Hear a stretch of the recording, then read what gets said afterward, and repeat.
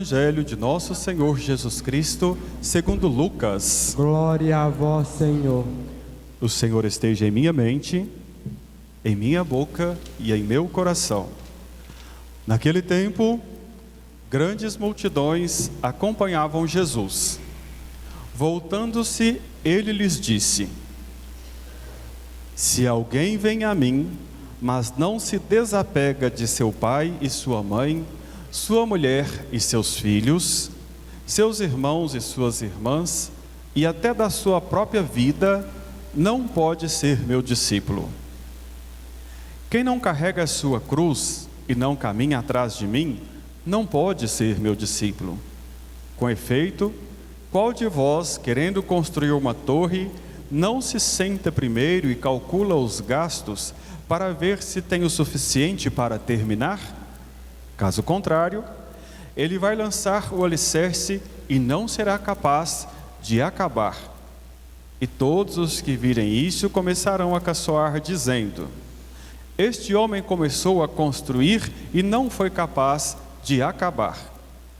Ou ainda, qual o rei que ao sair para guerrear com outro, não se senta primeiro e examina bem se com 10.000 homens poderá enfrentar o outro que marcha contra ele com 20.000? Se ele vê que não pode, enquanto o outro rei ainda está longe, envia mensageiro para negociar as condições de paz. Do mesmo modo, portanto, qualquer um de vós, se não renunciar a tudo o que tem, não pode ser meu discípulo. Palavra da salvação. Glória a vós, Senhor. Que as palavras do Santo Evangelho perdoem os nossos pecados E e nos nos conduza conduza à vida eterna. Amém. Podemos assentar um instante para meditarmos a palavra de Deus que nós acabamos de ouvir. Amados irmãos, amadas irmãs, aqueles também que nos acompanham pela internet, queridos jovens que preparam para nós a liturgia de hoje, movimento jovem aqui da paróquia. A nossa trajetória até aqui agora começa uma nova etapa. No mês de agosto nós vimos que Deus nos chama, e isso é vocação. Deus chama a todos nós para sermos seus colaboradores, cada um com o seu jeito. Os sacerdotes, as famílias, os pais, as mães, os filhos, as religiosas e os religiosos, todas as vocações aqui na paróquia. Então, uma vez que Deus nos chama, agora Ele tem que nos educar. Nesse mês de setembro, mês da palavra de Deus, nós seremos educados pela palavra de Deus, pelo próprio Deus, para anunciar aquilo que Deus quer. Ou seja, a palavra de Deus vai então nos auxiliar a ajudar o povo na caminhada de fé, e o anúncio que nós iremos fazer é o anúncio da salvação. Assim, a Bíblia, ela é um livro de salvação. Ela não é livro de história, não é livro de ciência, não é livro de ciências exatas, claro que não. A Bíblia conta a trajetória de um povo que Deus escolheu e colocou numa trajetória de salvação. Quem segue a palavra de Deus vai alcançar o reino dos céus. Assim, a Bíblia então, ela não é um livro único. Gastou-se mais ou menos quase 5.000 anos para a Bíblia ser escrita. Então ela tem diversos autores. O nome Bíblia vem então dizer que ela é uma biblioteca. Ela tem diversos livros. O Novo Testamento tem 27, o conjunto todo tem 72 livros, assim. Cada um escrito num período com diversas contribuições. Alguns foram atribuídos às comunidades, outros aos próprios autores. Vocês ouviram a primeira leitura, Paulo dizendo: Eu, Paulo, velho como estou. Ou seja, ele escreveu aquele livro, aquela carta. Outros livros remota àquilo que foi feito. Por exemplo, o livro do Gênesis é o livro da origem. Ali eles contam como foi a origem de tudo. O livro do Apocalipse é o livro da revelação. Revela para nós a revelação futura da salvação. Então toda a Bíblia é um conjunto de diversos livros, e esse conjunto de diversos livros é para a nossa salvação. Não é ciência, não é livro de pesquisa, nem é livro também ali para buscar como adivinhações, não é isso também. É um livro que conta a trajetória e a história do povo de Deus. Assim, Deus se revela a nós. Então a Bíblia, ela é uma grande carta de Deus a nós. Eu acredito que muitos aqui, talvez até os mais velhos, já tenham escrito alguma carta. Hoje a gente manda mensagem no celular, mensagem pela internet, mensagem por e-mail, mas no passado usava-se carta. Então o que ocorria? Os avós dos jovens, certamente os pais não, mas os avós de vocês, eles não moravam juntos não. Eles moravam separados, e quando eles se conheceram, o que os avós de vocês fizeram? Mandaram uma carta de amor para a avó de vocês.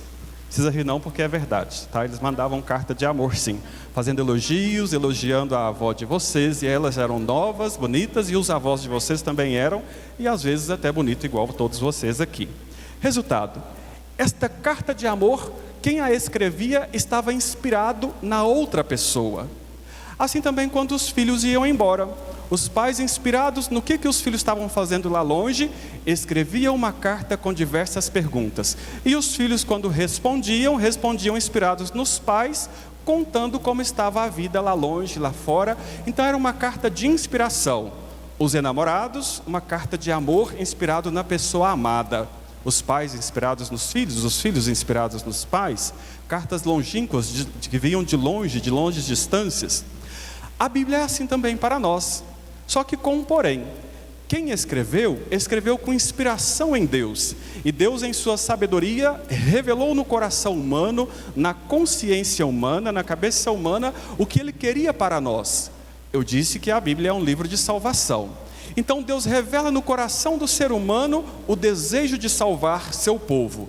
E o povo, para deixar tudo registrado, escreve essa grande carta de amor de Deus, que é a Bíblia. Ou seja, a Bíblia é uma carta de Deus para nós, para nos instruir no caminho que nos faz chegar ao céu. Claro que foram muitos homens e mulheres que escreveram a Sagrada Escritura, mas quando eles escreveram, eles não estavam pensando em si, eles estavam pensando em Deus. Assim como os enamorados pensavam no outro, assim como os pais pensavam nos filhos, assim como os filhos pensavam em seus pais. Quem escreveu a Bíblia estava ali debaixo da luz de Deus para escrever o que Deus queria para o povo e o que Deus fez pelo povo nesta trajetória rumo à salvação. Resultado, nós chegamos então à primeira leitura, o livro da sabedoria. Olha como o autor sagrado começa. Quem poderá descobrir os mistérios do céu? Quem poderá desvendar os mistérios do céu? Para o homem que tem um corpo corruptível, a humanidade pecadora que é frágil, talvez isso seria impossível. Mas Deus, em sua infinita bondade, Ele mesmo se revela. Ou seja, por nós mesmos, talvez nós nunca... Mas Deus quer nos alcançar. E querendo nos alcançar, Ele se revela a nós, pela fé, pela oração, pela sua palavra, pela Eucaristia. Ele se revela a nós na nossa história de fé e de caminhada de igreja, de pastoral, de ministério, de grupo, de movimento, de paróquia, de comunidade. Quando você está sozinho lá no seu quarto em oração, Deus consegue se revelar a você também. Ou seja, é Deus que quer vir até nós para nos salvar. Porque a nossa condição, como diz o texto, a nossa condição de um coração pecador, talvez nós não temos as mesmas forças que Deus para nos salvar. Mas Deus, em sua onipotência, é capaz de nos salvar. E assim, Deus se revela em sua sabedoria divina no coração da vida humana, no coração do homem e da mulher, para dizer: eu caminho com você para caminharmos juntos até você alcançar a minha casa. Esta é a grande sabedoria da Bíblia, revelar para nós um caminho de salvação. Então o que Paulo faz agora para nós na carta a Filemon, segunda leitura para hoje? Ele começa: eu, Paulo, velho como estou, e ele começa a escrever uma carta. A carta tem essa identificação. Quando você escreve uma carta, hoje podemos comparar com e-mail, você tem que se identificar, tem que dizer quem é a carta. Eu, Padre Querol, você Lucas, você Tiago, você Luiz, escreve a carta e coloca: é eu que estou escrevendo. E coloca para quem que é. A carta tem que ter um destinatário, é o destino aonde vai chegar a carta. Qual que é então o destino da Bíblia? Alcançar todos nós. Qual que é o nosso destino agora? Alcançar o coração de Deus. Deus escreve sua carta, envia para nós, e Ele revela para nós como é que nós chegaremos até Ele. É o que Paulo está fazendo na segunda leitura. Ele escreve à comunidade de Filemon, pedindo o quê? que eles tomem conta de Onésimo. É um amigo que ele fez na prisão, que estava ali como escravo, foi libertado. Paulo vai continuar na prisão, vai ser sacrificado, vai perder sua vida. O que ele está pedindo à comunidade de Filemon? Tome conta do Onésimo para mim, porque ele faz parte da minha vida. É um irmão, é um filho que eu consegui, e ele faz parte da minha vida, assim como eu o amo. Gostaria que vocês também o amassem, mas não o acolha como um escravo, acolha como um homem livre, que pode ajudar a todos também a caminhar para a salvação. Olha que bonito que Paulo está fazendo agora. Ele não está pedindo por si, não está contando a sua história, ele se identificou para contar o quê? A história da comunidade de Filemon, que caminha para a salvação, e ele quer que esta comunidade acolha o jovem Onésimo. Quando Paulo fala que está velho na prisão, ele morreu com mais ou menos 55 anos, não estava tão velho assim não. Claro que a perspectiva de vida ali era outra, mas ele educou, ele catequizou, ele evangelizou esta pessoa na prisão, e quando esta pessoa foi liberta, ele pediu que a comunidade tomasse conta. A palavra de Deus, nesse mês de setembro, quando vem nos educar, é para cuidarmos também uns dos outros, porque ninguém pode querer chegar sozinho no reino dos céus. É assim que a nossa paróquia vai cuidar desses jovens. E a mensagem de Paulo é para todos nós: cuidem bem desses jovens, porque é como se eles fizessem parte da minha vida. Pertence ao meu coração, pertence ao coração de Deus, pertence à Sagrada Escritura. Temos que cuidar dos nossos jovens. E Paulo poderia também dizer a todos nós, na carta que ele escreve: cuide bem do povo da paróquia do Rosário, como se fizessem parte da minha vida, parte do meu coração. Queria muito que eles estivessem aqui comigo na prisão, para cuidar de mim da velhice, mas eu sei que lá fora vocês conseguem tomar conta um do outro, para chegarem juntos ao reino dos céus. Então olha que bonito que Paulo faz. Ele escreve uma carta que não é de amor de namorados, mas ele escreve uma carta de amor à comunidade de Filemon, pedindo que com amor cuidassem de Onésimo. Esta deve ser a fonte da nossa oração, buscando na palavra de Deus. Ao rezarem com a Santa Bíblia, peça a Deus que abençoe todo o povo, que abençoe a sua casa, que abençoe o seu trabalho, que cuide da sua vida, do seu esposo, da sua esposa, que cuide dos seus filhos, os que estão perto, os que estão distantes. É isso que Paulo fez. Ele fez uma grande prece em forma de carta, pedindo que a comunidade de Filemon, que foi evangelizada em nome de Deus, tomassem conta de Onésimo.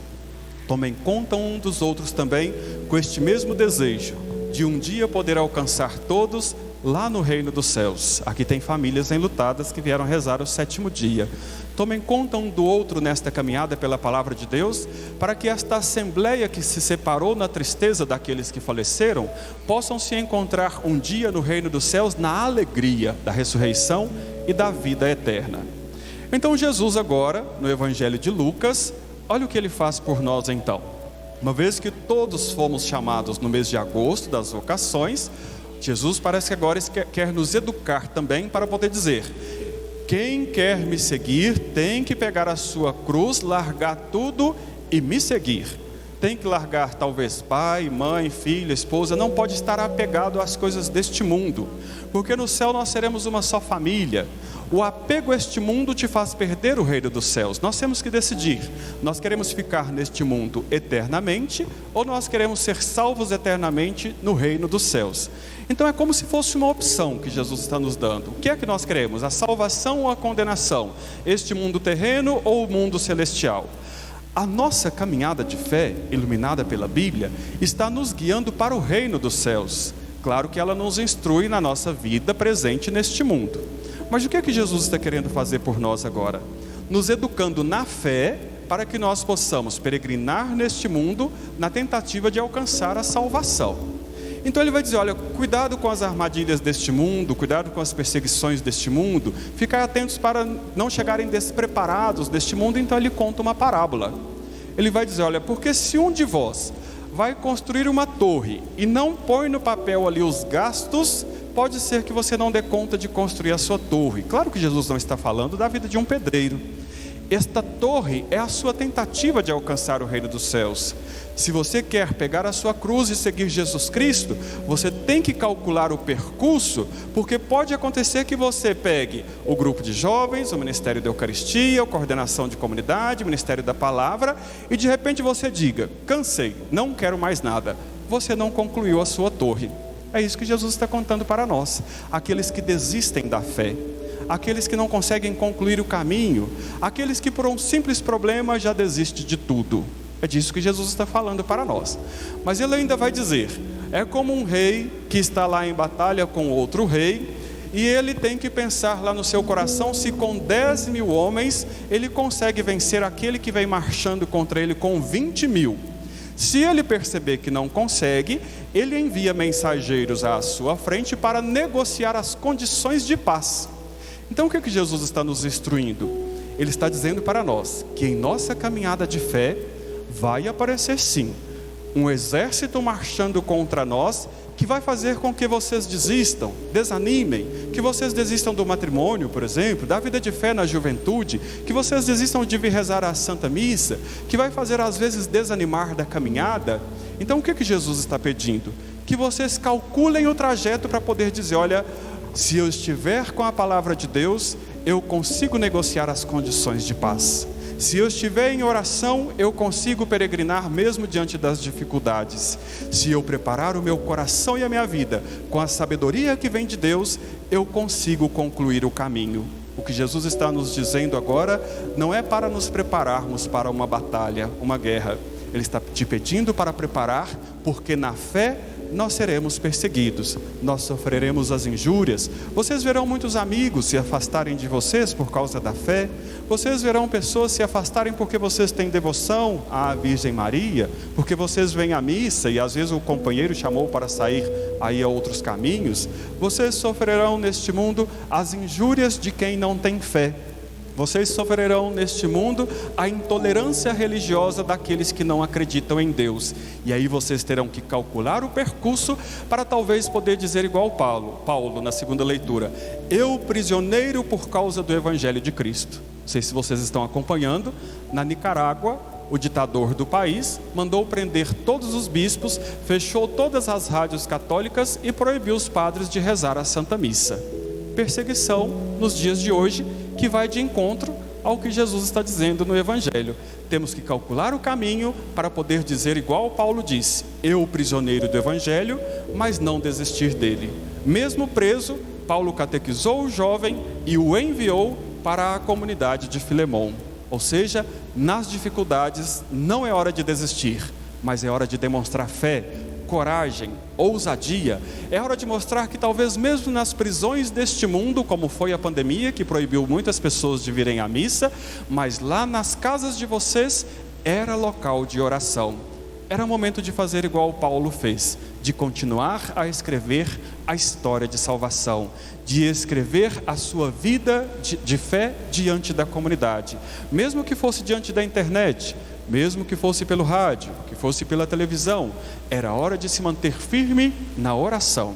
E mesmo durante a semana, hoje é domingo, dia de vir à missa, mas quantas vezes vocês ainda irão rezar durante esta semana? Como que você vai construindo a sua torre durante esta semana? Vai te faltar material na fé para alcançar o reino de Deus?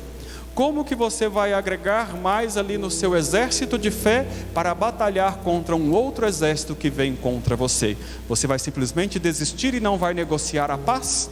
É o que Jesus está fazendo por nós na liturgia deste mês de setembro. Está nos educando na fé para enfrentar os desafios desta vida e um dia podermos alcançar o reino dos céus. Creio em Deus Pai, Todo-Poderoso,